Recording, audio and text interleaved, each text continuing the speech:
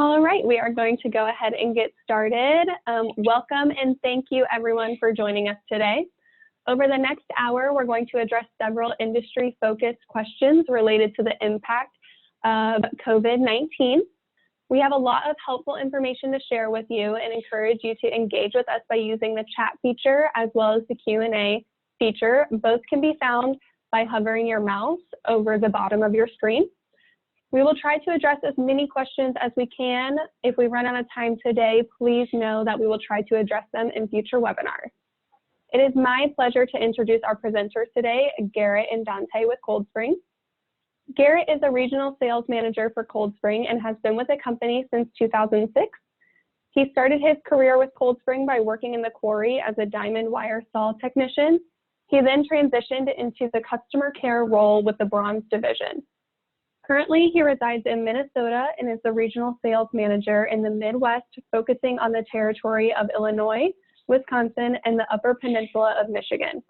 He has a desire to engage with internal and external teams in facility success by utilizing a cross-functional approach. Garrett has a passion to develop win-win opportunities for his customer base and the clients they serve. Dante is a regional sales manager for Coldspring and serves customers in Northern California, Northern Nevada, and Hawaii areas. He has held various roles within the company throughout his 8 years, beginning in customer care and then developing a training program with a focus on user experience for Coldspring's Personal Reflections online design system, along with a current focus in sales, has given him the opportunity to help bridge the generational gap in the workforce and industry. He resides in Oakland, California, and focuses on helping businesses provide memorialization solutions to their families. It is my pleasure to now turn over the webinar to Garrett and Dante. Well, hey, morning and afternoon, all you cool cats and kittens out there.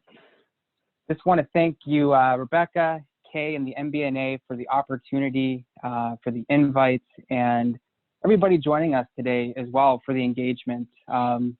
We're all in this together, and before we kick it off today, I just want to share that, you know, we're all learning together as we go. It's a fly by the seat of your pants type of thing, but just by you participating in the chat, in the other webinars, presentations, and maybe it was last week with Hannah-Laura and Paula, you're showing how much you care, and I have no doubt, I'm sure Garrett will agree, that coming out of this, you're going to be better for it. And my sincere hope is that at the end of the day here, at the end of our time together, that you're going to have at least one or two maybe ideas that you hadn't considered that you can start implementing today to be productive in the current environment. Garrett, before we begin, do you want to speak a little bit about the MBNA and the resources available as well as the chat feature? You know, first of all, thanks for having us on here today. When we started the discussion about having some sort of a webinar a couple of weeks ago, this was kind of the thought around where it was going to be going. We wanted to develop content that's relevant right now. We're all experiencing some really interesting times right now. There's a lot of people that are nervous. There's a lot of people that are scared.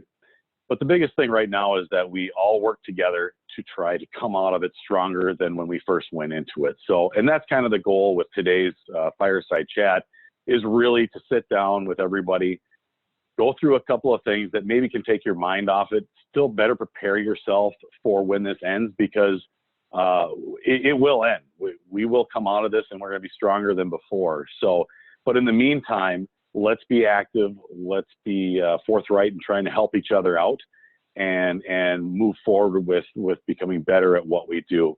When this first started, we also noticed that there was a lot of discussion around monuments and memorials, and the cemeteries right now are experiencing something that we've never experienced before, and that's where people are, because of social distancing, people aren't able to have a service, or if they are able to have a service, maybe it's only one or two people that are available to attend.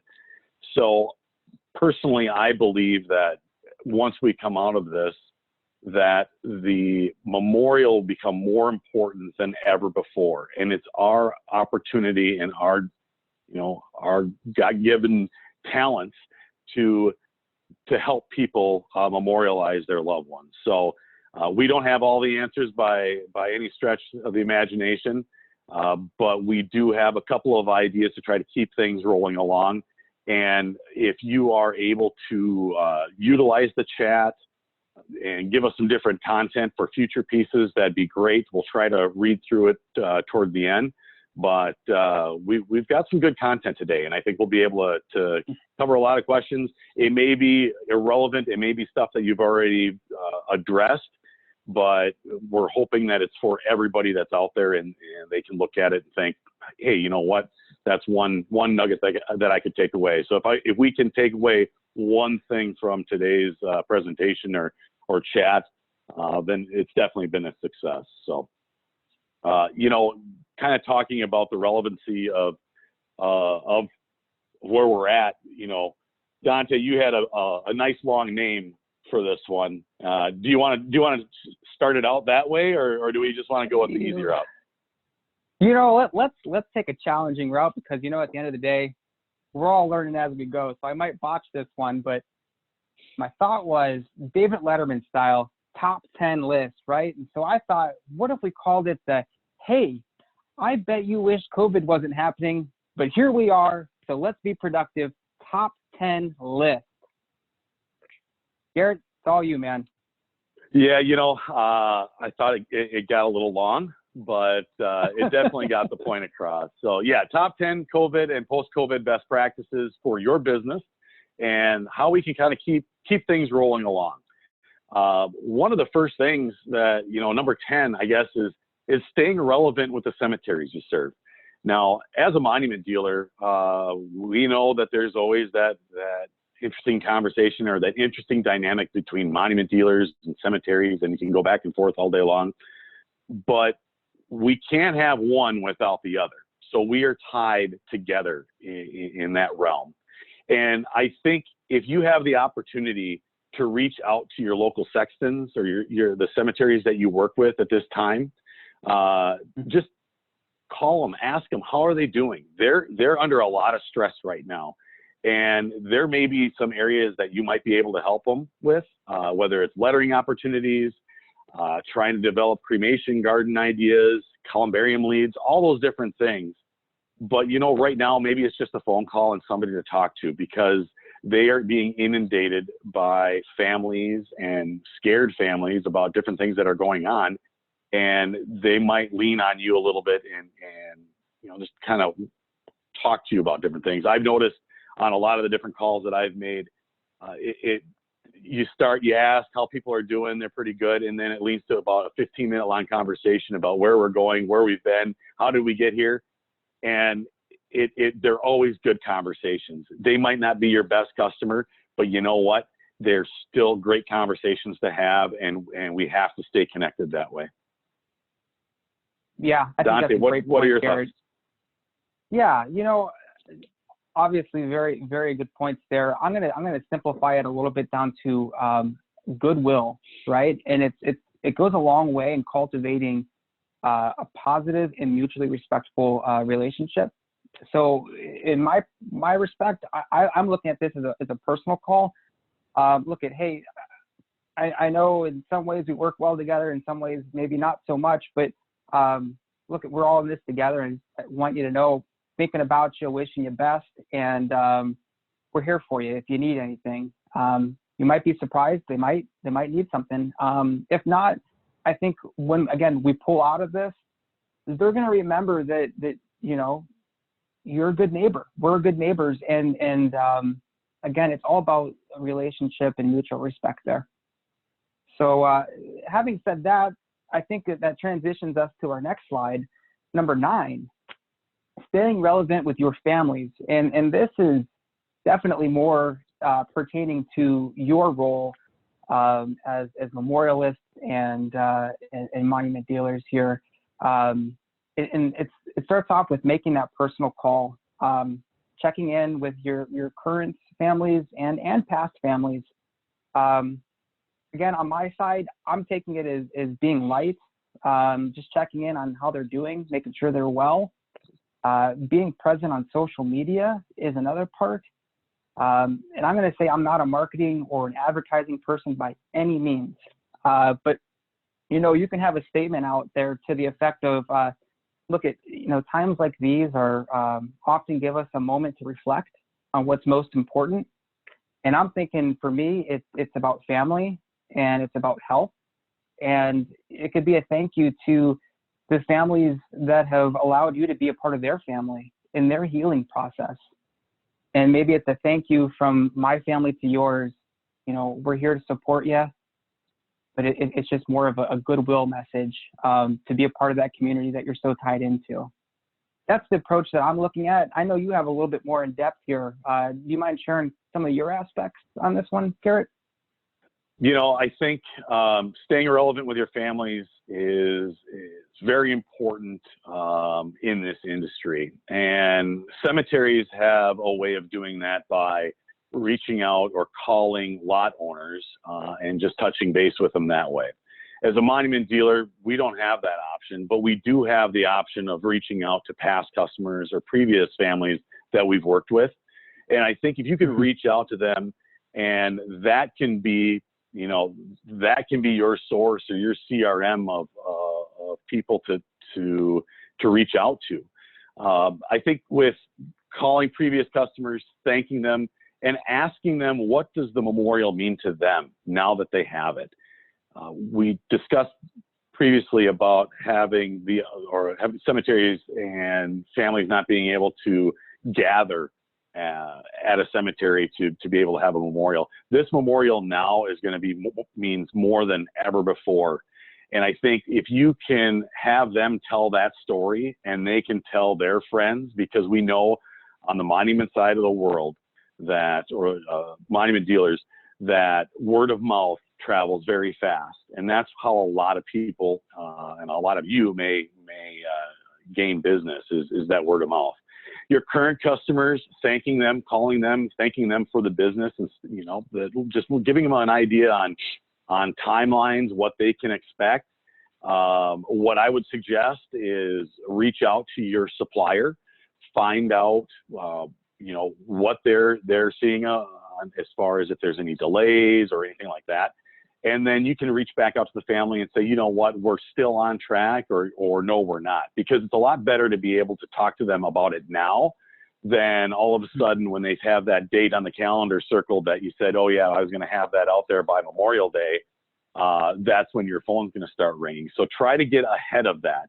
And by doing that, you're creating a customer experience for them that will help to enhance future customers, because they're going to tell their friends. And that is part of the outreach and the positive engagement that I think will really help continue to grow the business.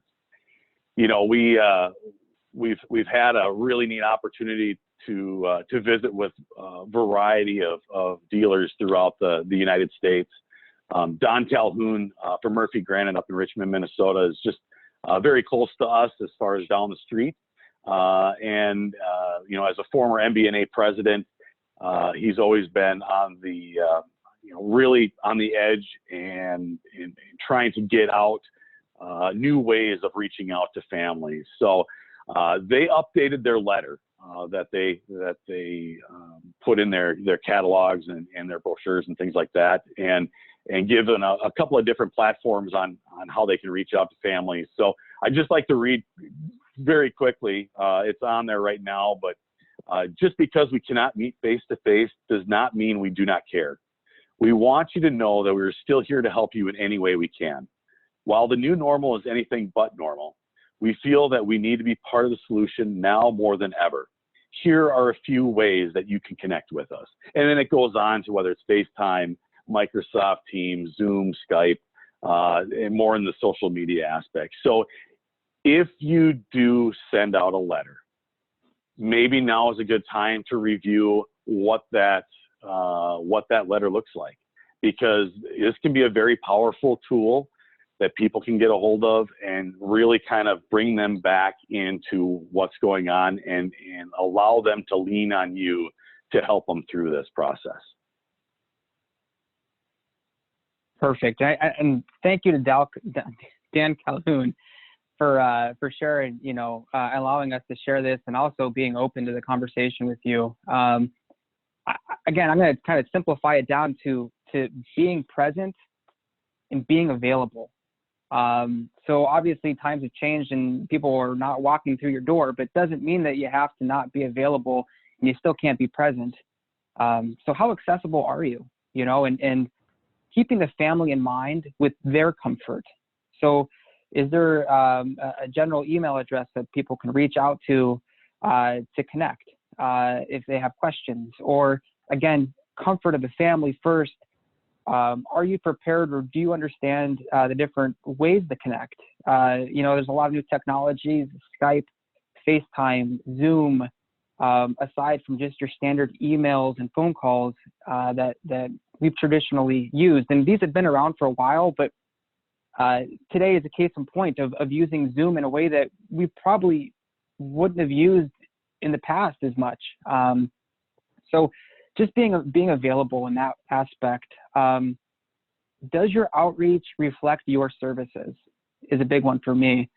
So in your messaging, are you clear with what you can offer families?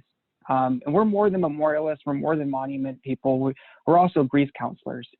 And part of that is building that relationship and being a part of that community, but just so that families understand what you can offer, and be clear with that. So I just leave it with, what's your message? And are you uplifting and positive, or are you going to be doomy and gloomy? And obviously, uplifting and positive messages resonate much better. And I think it's important to consider that when you're positioning yourself with your letter or the way that you're reaching the market. Speaking of messaging, number 7, tell your story. Look, we all have a story, right? Share it. It's unique. Be the one to control your narrative. You might have been around in the community that you serve for 50 years, 20 years, 100 years, but you could control that narrative, and not everybody might not know your story, even though you've been around for multiple generations. So it's important. Garrett, I'm gonna lean on you for a moment here and just ask, do you mind sharing your story about how you got into the industry, or what's your story here? Well, Rebecca kind of touched on it right at the beginning. When I went to school, I chased a dream job. Okay, everybody had, when you're growing up, there was, you wanted to be a firefighter, you wanted to be a policeman, you wanted to be whatever. I wanted to be a TV meteorologist. And I did everything I could I did everything I possibly could to be able to do that. Had the opportunity to do that in a small hamlet in northern Wisconsin, and one thing led to the next, and I found myself having to reset, really. And it was one of those things where you had a house payment, and we needed to do something. And I had at the time, my father-in-law worked for the granite company, and he said, what, can you cut stone? And I said, does it pay? Yep. Okay, let's do it. And what I liken that to is I didn't want to do it. I really didn't. I had the job that I wanted to do. Everything was pretty comfortable, and it was a great fit. But there was a challenge. There was something that stood in the way, and we had to adapt. And that's how I basically took it from there. Is I adapted to, doing the job, rolling into customer care, then getting into field sales. And Dante, earlier this morning, we were kind of practicing going back and forth a little bit, and you shared your story, and we'll get to that in a little bit. But one of the things is when growing up in Huron, South Dakota, we would flip the loop, go back and forth, drive down the road, because there was nothing else to do. And you would find yourself sitting in a parking lot, and at the parking lot that we were sitting in was a monument dealer. So, if there was something that was on the horizon that I should have seen, that's probably what it was. But one of those weird things, and it's kind of an interesting way of how you get to where you're going. And, in the world of of social distancing, we right now are relying so heavily on social media. And there are a lot of people that are afraid of social media.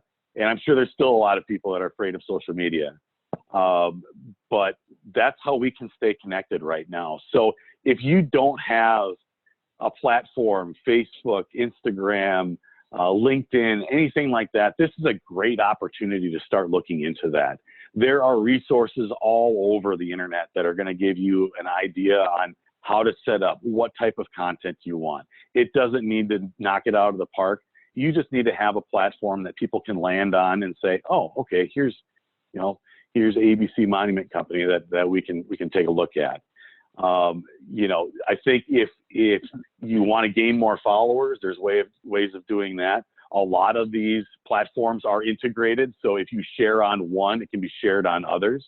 And the content that you share is going to be important too, whether it's designs that you might have done in the past, or maybe it's just talking about the equipment that you use. Tell your story. Your story goes a long way to give you the ability to be validated in the marketplace. So please go out there and tell your story. I think that's a fantastic point. It could be, again, maybe your grandparents, immigrated here, and your grandfather was an apprentice under a master stone carver in Europe, and they moved to America and took a leap of faith, and they started a humble monument shop in a small town in Minnesota, maybe.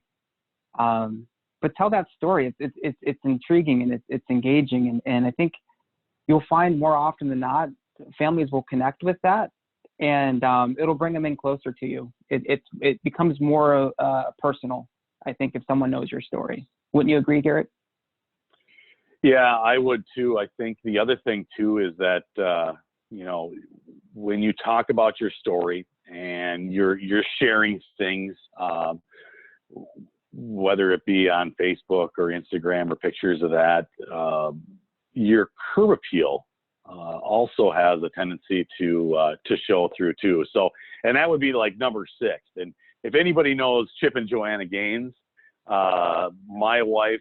I've been told I look like Chip when I put a hat on sometimes. You know what? That's good. I do see the resemblance a little bit.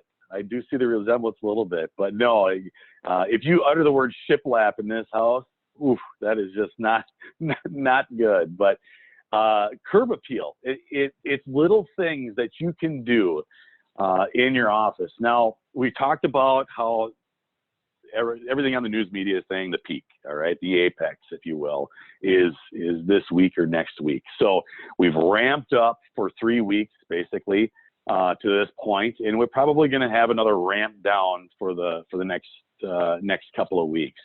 So this is a great time to just get in there, clean some things up, take a look at your shop, maybe do a quick coat of paint, some easy odds and ends, update your bathroom, okay? In the world of the lack of toilet paper, how important is the bathroom now?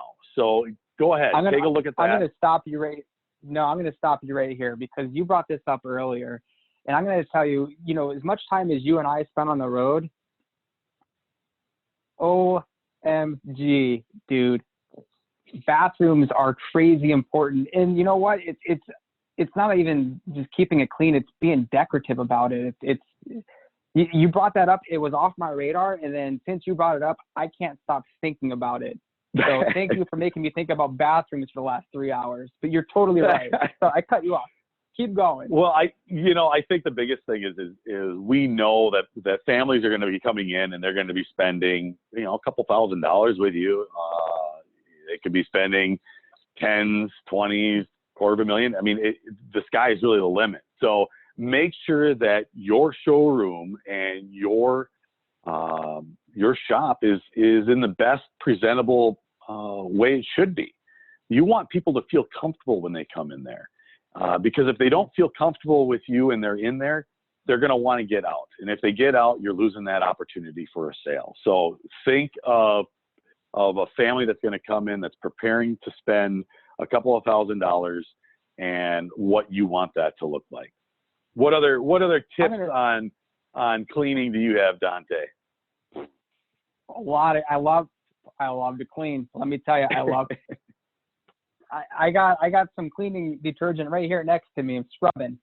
But you know, I put it this way: how does a family feel? How do they feel when they come into your shop or your office or whatever it might be that you're meeting with the family? What's that feeling? It's an emotional thing, right? And I've always preached this: your presentation says a lot about not only you, but also your business. And when I say presentation, it's not presentation in terms of how you're presenting your material or what your solution is. It's your presentation on your curb appeal. It's how you present yourself to the community. So it could be as easy as finding a home for all of your tools. You know, I've seen where you have outlines on the wall and you hang the tools there, so there's always a spot for it. There's always a home. Sweeping the floors, patching the walls, you know, and putting a fresh coat of paint, you know, or touch-up paint. These are all super easy things that we often put aside when business is when we're running crazy trying to keep up. And now we have a moment to reflect and clean up shop. Those are some of the things I think of. You know, when a family pulls into your office or to your space, do they know clearly where to go? I mean, is it clear where they should park? Is it clear where they should meet you? Do you have multiple buildings? How are you helping a family get a clear feeling from the moment they go onto your property to the moment they meet you? What is that experience and how do they feel? I'm going to put it this way, and I've always thought this too, is look at dentist office and doctor's offices. Great places to be when you need to be there because they're there for you, right? But you don't want to be there. And at the end of the day, what's the atmosphere at a dentist office and a doctor's office, Garrett? Do you find that as engaging and welcoming and warm? No. Usually I'm just hoping I don't have any cavities. You know, I'm usually on my phone and in the echo in there, it's so sterile. The environment's so sterile and the echo, you can hear the echo. And if anybody's talking, it's like, you know, the sound just vibrating across the room. And it feels so plain and sterile. But we also don't want to feel like we're sitting in a flea market parking lot with a bunch of dust floating around. So it's about feeling comfortable in the environment. It's about keeping it clean. It could be dusting. And again, you know, it could be at the end of the day, you want them to feel like they're coming into your home. You know, I even put a fireplace up for you today because I want you to feel like you're in my home, you know? So at the end of the day, they got to feel comfortable. They got to feel warm. One thing I am going to just add to part of the curb appeal is aside from cleaning, is maybe you have a large stone block or something you've been sitting on for 20 years or multiple pieces. Is there a way maybe to update your signage? You know, I've seen a few people that we partner with that have done this recently, and I think it's a great idea. They were sitting on stone for 20 years, a big piece, and they said, you know what? My old wooden sign out front that had the name of the company, you're a granite company. Why is it wood? First off, you know, so they took that old stone, purposed it, and now it looks a million times better. So curb appeal, just how do they feel from the time they enter your lot, your property, to when they leave? You want them to feel like they're at home with you. Yeah. Exactly. Speaking of keeping the place clean, let's jump on down to number 5. Maintenance, right? Oh, there it is. The maintenance. Perfect. Yeah. Oh, man. So this is a picture from 1954 at Coldspring. That is not you or I. It's a gentleman there with a granite lathe. And probably a Reitmeyer. I'm just gonna first. It probably is. I bet there are family members at Coldspring today that recognize this photo. No doubt. I'm going to first share a little bit what Coldspring does on the maintenance piece of it. And we're always maintaining our equipment. but we also shut down for 2 weeks of the year around Christmas time. And it gives us an opportunity to do any repairs or make sure things are running well. And it ensures that our investments last longer and are taken care of. And it gives us a fresh start so that when the, when everything picks up, we're primed and ready to go. Sorry, you froze, so I'm all off here. But, and I know there's probably a few people on this call, at least today, that have equipment that, oh, we may have lost. Apologize, we might have lost Garrett there. Garrett, are you with us still? I think I'm still, here we go. Now we're back. Can you see me? Difficulties. I do. Should we, okay, you got the PowerPoint there? Let me see if I can pull that back up. So the beauty of distance learning right now is that there is a lot of bandwidth that is being just pumped out right now. Or we're lean on bandwidth, that's for sure. So, but yeah, it's let me pull everything back up, and we'll be good to go here in just a second. You're good. We'll keep cruising here. So, I know there's probably a few people here that have equipment that's older than they are at their shop that still works. And the reason being, they probably maintained it. So maintain your equipment. And furthermore than that, I'm going to say your computer is just as valuable as a tool, as a piece of equipment, as your sandblast booth. And I think a lot of people overlook that. It could be working on your processes, your order entry flow, your website specifically. Update with the projects and photos, tell your story, tell your family history, connect with families. This is a great time to do all of that.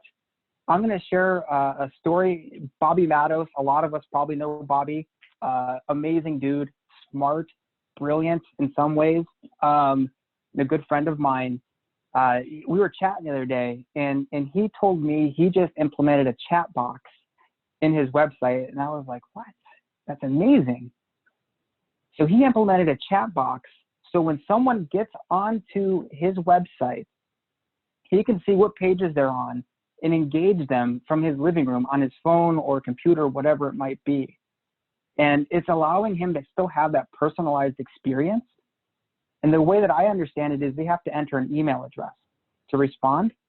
And so what he's doing there is he's generating a lead for the future.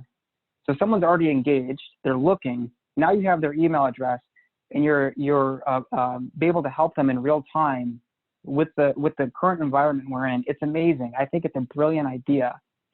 And it's just such a simple thing that you can do. And imagine this, Garrett, imagine this. You finally come in and meet Bobby or meet Bobby's team here, in a few weeks when this is all done, and you come in and you said, hey, you know what? I was actually the one chatting with you. I mean, can you imagine your face here thinking that you're probably chatting with someone across the United States or the world to find out that a small business owner is personally spending time on his website helping you? I think, again, it's about the experience there. I can't say enough about the idea. Go on. What do you think about this? On the maintenance side of things, I kind of look at it as take a look at your equipment that you're using regularly. As we come out of this, things are going to get really busy. So if you have common replacement parts on hand, whether it's belts or things that, you typically would go through, or you would maybe get hung up on or a breakdown. And if there are some common things, maybe have a couple of those on hand so you can keep on going. Maintenance is not just equipment either. It's also about your displays and your inventory. And what you really kind of want to look at doing too is, how does your display look? As you come in to your office, or as a family comes in, do you have options for cremation? What products do you have that that are serving the needs right now. We discussed earlier today too, you know, when you go into Walmart or into Super Target or whatever, and you need to buy a gallon of milk, where do you go? You go all the way back. All the way back. Take it to the back. Super Target, and that's where I get all those other fun things that my wife likes to pick up too. You go all the way back to the back of the store, grab that gallon of milk, and come through. It's probably the least expensive thing that's in the store, but as far as the top down, it's letting you walk through all of your high-end stuff. Look at all the end caps. This is what else we have. So if you go into your display and you have all of your really ornate pieces in the back corner, there's a lot of times that families aren't going to even get back there until maybe you're starting to work on the contract or other documents. You know, move that stuff up front and then work on the top down on the way out. The other question is how many are showing prices on their memorials, and I don't know if there's a right or a wrong way, but I do know that whenever a family sees a price on a particular monument for, you know, how much does this cost, that establishes a budget in their mind, but it doesn't establish a budget for you to work off of. So if you have an idea of what the budget is, and, you know, if they say, well, what does something like this cost? And you say, well, this piece here is $6,500. And they go, oh, okay. Right there, you've established a budget. Now, are they thinking more or less? Then you can start those conversations, and you can take them down the journey of finding something that they're going to absolutely fall in love with, and something that they're going to be very proud of too. So how your display is laid out, the type of inventory you have, yeah, I mean, those are the things you also want to try to review right now as well. You know, I've never thought about Walmart or Target being good at business or having a good business model in terms of trying to get me out of the store with as much as I possibly can hold in my hand or my cart. So sarcastically, I say that. That's a great point, though. I mean, honestly. And so, you know, you want your family to see all that you offer, and so integrating that into your displays is fantastic. I'm going to add to that. Being a millennial, yes, I'm going to own that one. I'll probably pay for it later. Being a millennial, I'm going to throw technology here, and it can be scary, I get it. But if you're on this call, you understand technology at least far enough to implement it in your business and workplace. It could be a TV with a wireless keyboard and mouse. Maybe you're designing your memorial, your family's memorial, in real time with them. It's an engaging process versus, you know, reaching out to them afterwards. You could do that even through Zoom. I know there's a lot of people that do that through the internet now, and it's been really helpful. Another thing with the TV is maybe you're not designing it in real time, but you know, you could put slides about, again, your story, your history, projects that you worked on or been a part of. You know, anything that you want to help families understand who you are or what you offer. Having just implementing a TV and a slideshow at the very least is a great way to engage them. Think about this. So you sit them down in the room and you offer them a coffee or some cookies or whatever it might be. And so you're going to walk away to go take care of that for them. Now, what are they doing in their downtime? It might be a minute or two, but still, what are they doing in their downtime? I bet they're using this little magic box, right? And who knows what they're doing on it? It might be Instagram, it might be researching memorials, but you're not engaging them, right? They're in their own world. And then when you come back, you have to bring them back in. You have to get their attention again. If we can engage them when we're not directly in front of them and keep that process of self-discovery happens, that just makes that process easier for you. And it also keeps them focused on how you can help them. So implementing technology. Other thing you could think about too is are there services and products that you can offer that are low touch, right? that you don't have to do a lot of work to. And those could be great uses or sources of revenue for you that you don't need a large crew to implement. Speaking of revenue, boy, that's a great segue to, CJ, I saw a couple chats coming through. I haven't read them yet, but I know you're always active on these. And I was thinking when I found this photo, a lot of us probably know CJ Shero. If I had a great beard like CJ, I think this would be a blend of CJ and I. So I'm going to leave you with that. I don't know if that's a good thing or a bad thing. Hey, CJ, I'm sorry to pull you in on this. You're very welcome, my friend. But the 80-20 rule, it's a really great one. It's a tough one. And it's something that I think is really important to look at. And the question is, all revenue is good revenue, right? And you could debate that until you're blue in the face. But specifically, when we're looking at this, is there 80% of your headaches that are attributed by 20% of your business, right? And so that would be a problem if you're asking me, because you're focusing your time, your energy, your workforce to putting out fires or things that are challenging for you when you're really only drawing a small amount of what you pull in. And so when we're looking at those, is it something that's an easy fix? Or is it something that's deeper? Is it a skill set issue? Is it equipment? Is it a time issue? Maybe it's just a challenging part to be in the market. So these are all things to consider when you're looking at the 80-20 rule and you're looking at what causes you pain or what prevents you from being ultra focused on what your strengths are. I'm going to go into a little example here, and it pulls in the idea of drawing from your community. Again, I've been preaching community and emotions and all that because I'm a touchy-feely, huggy kind of guy. But I really believe in it. And the community in the MBNA specifically we were talking to Rebecca here early on. I said, that's probably my favorite thing about this industry is the community.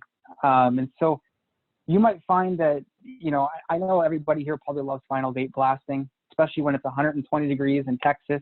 Matt and Ryan Worthington, if you're on the call, 120 degrees in Texas and you're putting a sixth name on a 2x1, probably not a good use of your time at the moment. And you know what, you might look at that and say, well, we have a guy or a person that goes out there and does 10 of those in a day at $150 a piece. Okay, well, so that person used an entire day, gas, resources, to bring in $1,500 on something that's arguably essential for you to continue and offer your families, but really doesn't make sense or is a good use of your personal time or your team's specific time because of the talents.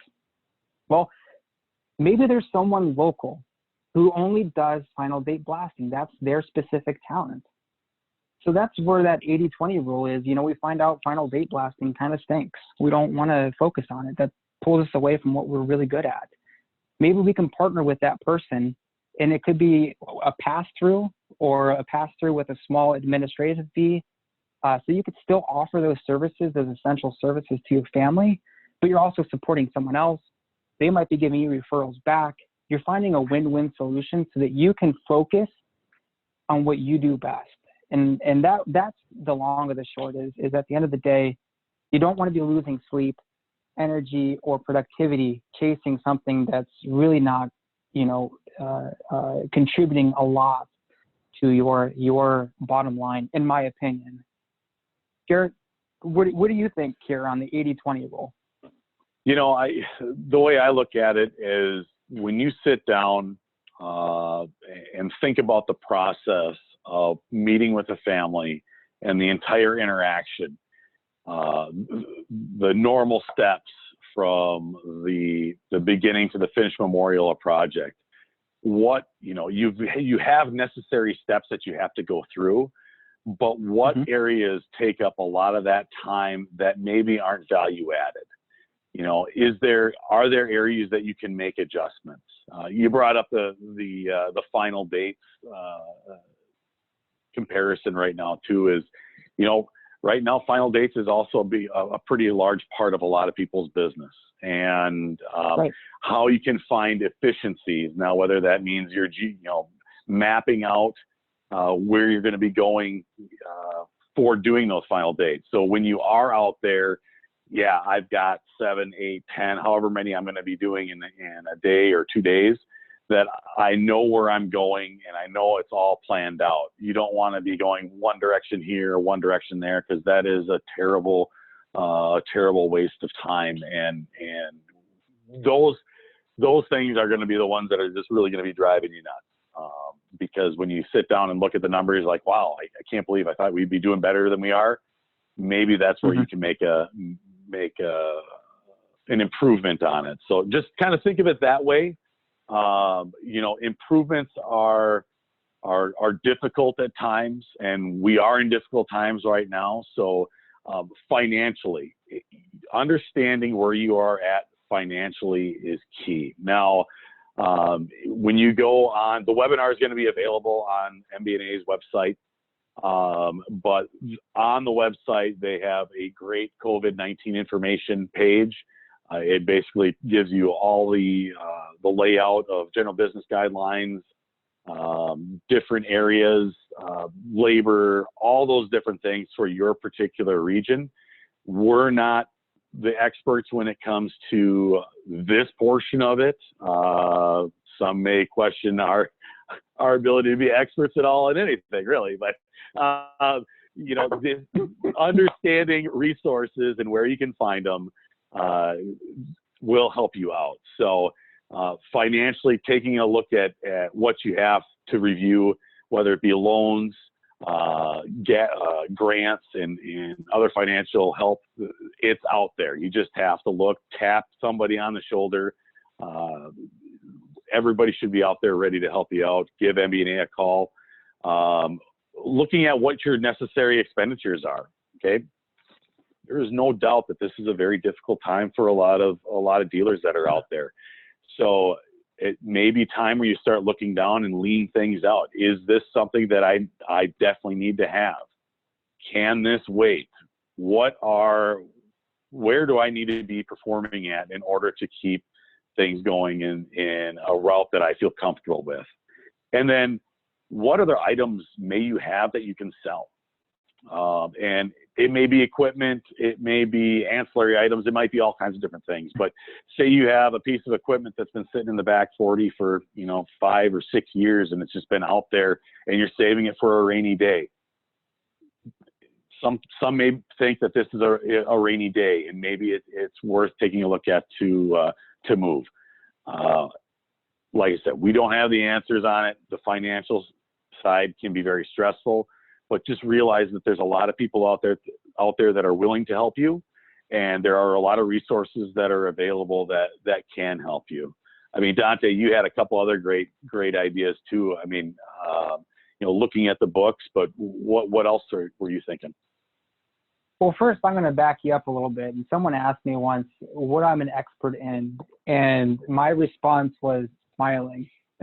At the end of the day, you probably are. You're probably right. You could argue that what are we experts really in? But it's about control. And I don't know why I just brought that up. Maybe because I don't know. Smile. Positivity, man.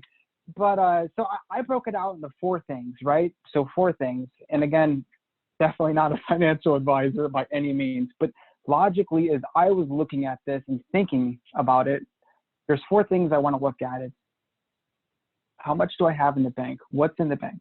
Okay, so number 1, what's in the bank? 2, what are my fixed expenses each month?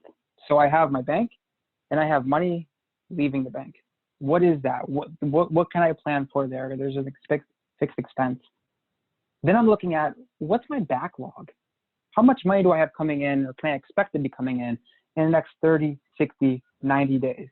Okay, so now I'm starting to build a profile, a plan, and saying, okay, so here's where I am, here's where I'm going, and this is what I have coming in.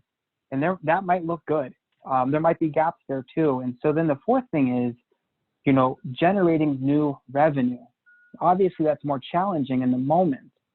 But there's ways to do it. And again, that's what can I expect? What's reasonable for me to do? And maybe it's altering the services that I offer, or like you said, it's offloading some assets, old equipment that's, again, probably not being maintained because it's been out there for 5 years. So it's becoming a liability at some rate. So just looking at those 4 things, though, is the bank, fixed expenses, what can I plan for the next 30, 60, 90 days coming in, and what am I doing to generate new revenue and other new opportunities that I can look at, new services. So that, now I know we've spent a lot of time talking about business today, right? And all for good reason. That's what we're here for. But I just want to back up again, being the touchy-feely, huggy kind of guy, and I don't want to lose what's most important, and that's you, honestly. And I wholeheartedly believe that if you don't take care of yourself, you're not going to take care of your business. Your business is not going to be well taken care of. So it's twofold, right? And so when I'm looking at this, again, Bobby, I'm gonna throw a shout out to you. Bobby and I were connecting just on everything that's going on in the world right now. And some days it's a roller coaster. You feel like you're lost, and other days you feel like you're on top of the world and you're really making progress here. But we were talking about, and I had the idea of, positivity and productivity. And Bobby stops me and he goes, dude, the new 3 Ps, instead of payroll protection program, it's be positive, be productive, be present. One of those moments, Garrett, I'm telling you, it's just like, I sat down, I literally sat down, I was like, dude, moment of brilliance. So positivity draws people in, right? I mentioned earlier about trying to be positive, smiling. It's true. It's really true about me, who I am, who I try to be. But it draws people in. It's gonna boost your emotional outlook as well. So it's drawing people in, and it's also boosting you just by trying to be positive. We can't control a lot of what's happening, but we can control how our outlook is, and we can control how we count our blessings. So being positive, being productive, right? And this is not in the sense of business. It's being productive with purpose. So, that's family, that's community. It could be, doing the laundry tonight or making dinner when your significant other might be doing that. It could be making masks for nurses in your free time, even if it's 1 or 2 a night. Or, for me, I've been offering to get groceries for my neighbors, specifically the elderly. I don't want them leaving the home right now, so I'm going out anyway. Can I grab something for you? Giving you purpose is really, in productivity, is big. And then finally, being present. And when I say being present, I mean being here, being now. Again, a lot of noise going on in the world, depending on, everywhere you look, everybody's talking about it, but you can focus and you could be present in the moment, and that's going to help you be healthy on a mental level. It's going to help you be healthy to keep track of your business. So just control what you can, and that's you, and that's now being in the present. Yeah, taking a step back, if suddenly all of a sudden you feel overwhelmed, that's huge. I kind of alluded to the bandwidth issue we have with distance learning. I mean, we're all going through this at one time. We have no idea. We're just kind of building a plane while it's flying type of deal. So I think if you get to the point where you need to take a step back, take a step back. It's okay. Take a deep breath. Go for a walk. Get some exercise. I'm so amazed right now by the amount of people that are walking everywhere. And we're all practicing our social distancing. Don't get me wrong, but somebody will walk by the front of the house, and everybody's waving. Everybody's waving. They're just so happy to see another human being right now besides their own family. They are thrilled. So there is good things that come out of that. A little bit of exercise, stepping back, try to find that inner peace. Okay. Start reading a book, start listening to a new album, doing a puzzle, any of those things. If you can find that, it will only help you with business, with life, with everything else that's going to be coming along for the ride. Take care of yourself. And if you take care of yourself, everything else will take care of itself too. So, you know, I guess that's pretty much it right now. We've seen a couple of questions on the chat. Look like that, you know, the one I see here, the oldest daughter is taking control of our company Facebook page. She doesn't think we're posting enough. I've got an 11-year-old that is on social media and is constantly, you know, and he doesn't think we post enough either. But it's one of those goofy things. You know, take care of yourself. We appreciate having the opportunity to visit with you. I think there was another Q&A up there. And oh, here we go. Lincoln Granite. Are we essential? Can we go out and do on-site lettering? One man by himself with no public contact. Great question. You know, that's going to be something that you're going to have to reach out locally. I don't know, because the way everything's set up right now, there's a lot of gray areas in some of that. Are we essential? You know, Minnesota I would compared to the Bay Area. You know, I mean, the world's different probably. Just it's all situational. Minnesota, yeah, exactly. Illinois versus Wisconsin versus. I mean, it's just every area has a little bit different look on things. So I would definitely seek a little bit of advice from maybe your local authorities and just get an idea on what their thoughts are. But at the end of the day, we are starting to see where we can start coming down. We should feel really good about the next couple of weeks as we come out of this. Stay positive and keep plugging away. I had one other note too. Sneak down here real quick. All right, I'm going to read this. This is another Don Calhounism. So I wish I just had that guy on speed dial. Oh boy. Yeah. So he made an analogy of how their business is currently taking the current situation. So, and he said this. So we are in the middle of a marathon. A blizzard kicks up halfway through the race. Most runners stop where they are, find shelter, and hunker down until the storm passes. They begin to warm up again, and then they begin to run. We at Murphy Granite decided to slow down and maybe even walk to be careful we stay on course, but keep trudging forward until the storm subsides. By then, we are way ahead of the pack. We are still warmed up, and we can continue to run the race that much further ahead. So as we conclude, I think just think of it as a marathon. And if we get slowed down a little bit, keep trudging, keep thinking positive, keep working on the things that you can control. Everything else will fall into place. I guess I really appreciate the opportunity that the MBNA has given us to be able to visit with you. I hope you're able to take some of these things and be able to utilize them some way. I look forward to shaking your hand. One takeaway.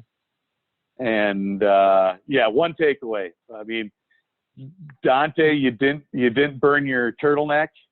Fortunately, with that fire that you had, I bet you're just sweating. I didn't even fire mine up. It's 55 degrees here in central Minnesota, so the windows are open. We're not gonna burn any wood right now. So I'm gonna quote Nelly and say it's hot in her. It's hot in here up in here. Oh goodness. Well, thanks again. We'll kick it back to you, Rebecca, if that's all right. Awesome. Yes. Thank you both for joining us today. Not only was this webinar very informational, it was also inspirational during this challenging time. So we greatly appreciate you taking the time to speak to us. And Likewise. With that, we are concluded for today. Everybody will receive an email tomorrow morning with a link to the webinar recording and Garrett and Dante's contact information. And we hope you have a wonderful rest of your day. Thank you. Thank you. Be well. Take care.